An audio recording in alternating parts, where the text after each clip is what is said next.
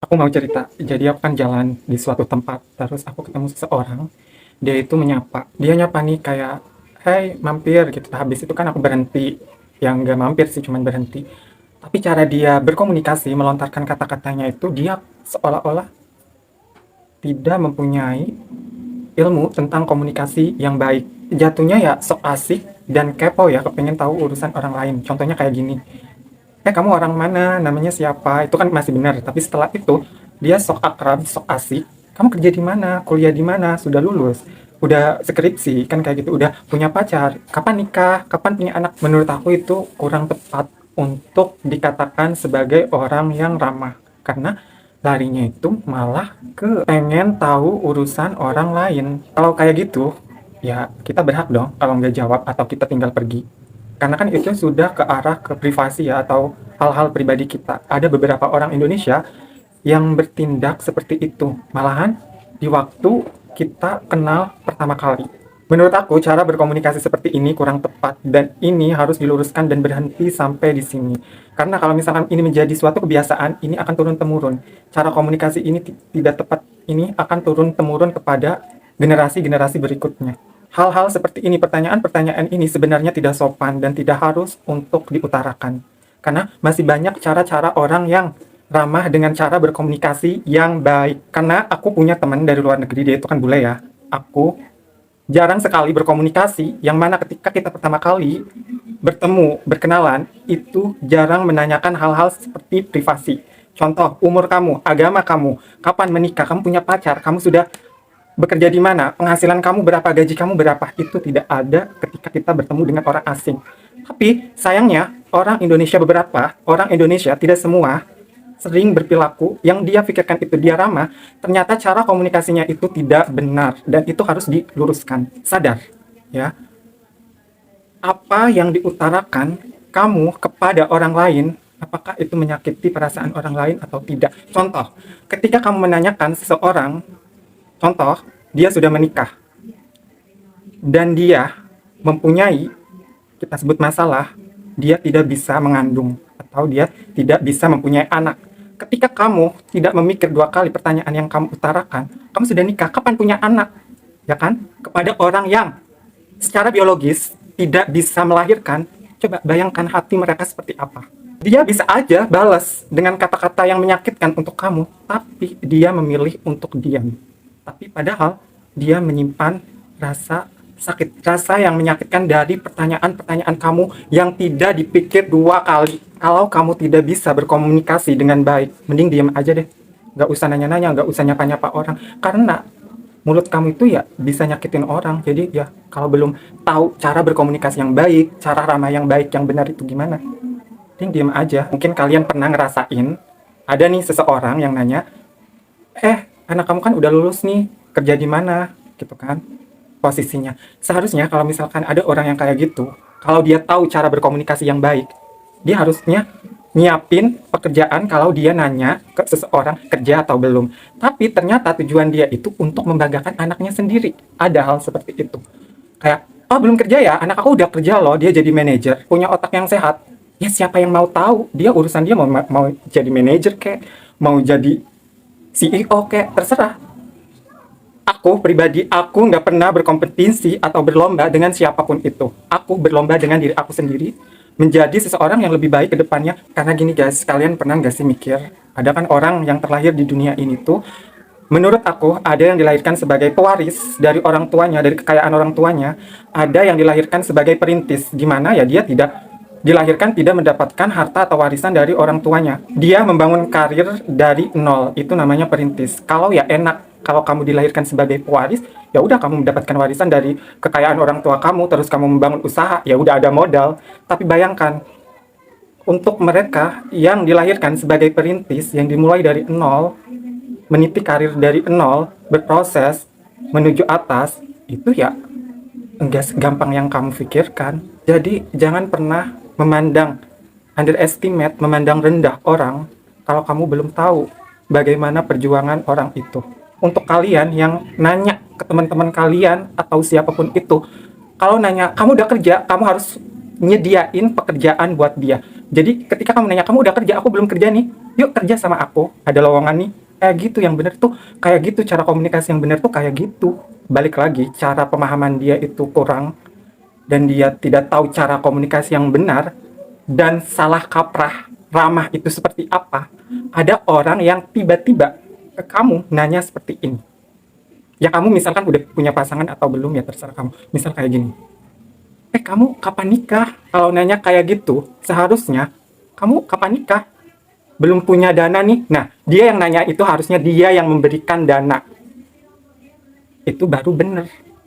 Jadi kalau kamu nggak punya dana untuk orang yang belum nikah itu nggak usah nanya-nanya, kapan kamu nikah? Emang urusan kamu itu apa? Pertanyaannya itu tuh. Emang kamu mau nyediain gedung? Emang kamu mau nyediain semuanya? Makanya pikir dulu sebelum ngomong. Aku pernah dapat pertanyaan dari temen aku kayak semisal gini. Dia kan ya kebetulan dia punya kulit sedikit gelap. Aku sih nggak bilangnya gitu ya. Kayak eksotis gitulah, kulitnya coklat. Dan yang menurut aku ya, orang dilahirkan itu ya mempunyai keunikan masing-masing nih. Dan dia pernah tanya ke aku, kamu pernah dapat nggak sih rasisme atau orang-orang yang ngerendahin kamu, ngejek kamu? Ya aku punya, bahkan ada orang teman aku nih yang anggap aku kulitnya putih. Ya aku pernah dapat rasisme itu. Jadi untuk kalian yang merasa mendapatkan rasisme tentang warna kulit kamu, ya kalau kamu mikir warna kulit kamu coklat, warna kulit kamu hitam, orang kulit putih juga pernah merasakan rasisme. Jadi contohnya kayak gini, kulit kamu itu putih amat, terlalu putih deh. Ya, padahal kalau aku sendiri ya bersyukur aja atas apa yang diberikan Tuhan kepada aku. Ya aku jadi diri aku sendiri, keunikan aku sendiri.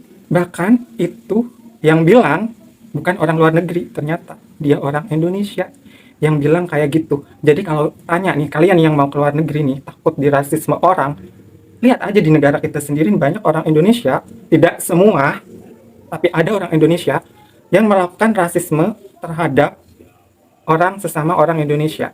Jadi kalian yang punya kulit eksotis, aku bilangnya nggak hitam, nggak coklat, menurut aku itu eksotis dan itu bagus, itu jadi keunikan kamu. Jadi jangan pernah berpikir untuk merubah warna kulit kamu. Tetaplah jadi diri kamu sendiri. Karena kamu itu unik. Mereka yang di luar sana nih ya, orang-orang di luar sana pasti ada yang suka, pasti ada orang yang tidak suka. Ya tugas kita ya kita harus tahu dengan diri kita sendiri, kebutuhan kita, diri kita sendiri itu apa. Yang lebih tahu itu adalah diri kita sendiri. Mana omongan yang harus dicerna dan menjadi hal yang untuk diperbaiki, mana omongan yang ya udah keluar, diterima dari kuping kita ya keluar lagi, karena ada hal-hal yang dibicarakan orang, omongan orang yang nggak penting dan kita tidak harus menerima itu. Sampai kapanpun ya kita tidak bisa mengontrol orang karena ya orang akan seperti itu. Jadi tugas kita ya pertebal diri kita, kayak kita kepercayaan diri kita nggak boleh insecurity, kita nggak boleh minder karena ya yang lebih tahu diri kita ya diri kita sendiri. Jadi nih ya untuk orang-orang yang melakukan itu, ya orang-orang di luar sana nih yang ngelakuin hal-hal seperti itu, rasisme, ngurusin hidup orang lain, pikirin aja hidup diri kamu sendiri. Ya, pikirin diri kamu sendiri, pikirin hidup kamu sendiri, besok makan apa. Ada lagi nih, urusan agama. Aku sebenarnya ya, bukan nggak suka kayak discuss atau diskusi tentang sharing tentang agama, karena menurut aku agama itu very sensitive. Kayak apa ya, takut ada misunderstanding atau hal-hal yang apa sih pemahamannya itu tidak tepat sampai kepada orang lain. Kok kalian nih yang kayak merasa agamis gitu ya, kayak kita itu harus ibadah itu harus terlihat gitu. Kok dia nggak pernah ada sih ketika ada acara pengajian, kok dia nggak pernah terlihat sih di sekitar peribadahan. Kalian mikir dulu deh, emang yang menilai ibadah seseorang itu kamu, manusia, bukan kamu, bukan manusia. Tapi yang menilai ibadah itu adalah Tuhan. Istilahnya nih ya, yang ngasih akhir nilai rapot tentang ibadah kita itu Allah, Tuhan, bukan kamu manusia. Jadi jangan pernah menilai rendah seseorang tentang agama tersebut. Karena yang kamu juga belum tentu baik. Lakum dinukum waliyadin. Agamamu, agamaku, harusnya tidak ada ya kata-kata seperti itu. Karena ya agama itu pribadi. Berkaca aja diri sendiri, udah benar belum, udah baik belum. Jangan pernah memandang rendah orang lain, jangan pernah ngurusin hidup orang lain, bahkan hidup diri kamu sendiri aja belum benar. Jangan pernah ngekang hidup seseorang, mau dia itu lulus kapan, sudah kapan, berkarir di mana, kerja di mana, kapan menikah, kapan punya anak, itu ya urusan mereka. Mau agama dia apa, mau dia fashionnya bagaimana, bergaya seperti gimana, ya urusan dia. Bahkan di negara kita juga kan ada tuh Bhinneka Tunggal Ika, berbeda-beda tetapi tetap satu jua. Pola ramah, kata orang-orang ini adalah ramah, komunikasi yang ramah, padahal enggak. Ini harus diluruskan. Stop deh nanya-nanya hal ini seperti ini. Apalagi nih ya, cara kayak gitu, komunikasi kayak gitu kamu terapkan di luar negeri kepada orang-orang di luar negeri, bule-bule di sana. Ketika kamu berkomunikasi seperti itu, kamu langsung di-cut oleh orang-orang di luar negeri. Karena itu komunikasi yang tidak sopan, tidak benar, tidak tepat. Jadi harus diluruskan. Kalau nggak tahu ya belajar lagi cara komunikasi yang baik, benar, dan tepat kepada orang lain. Agar kata-kata kamu itu yang keluar dari mulut kamu itu tidak menyakitkan orang lain.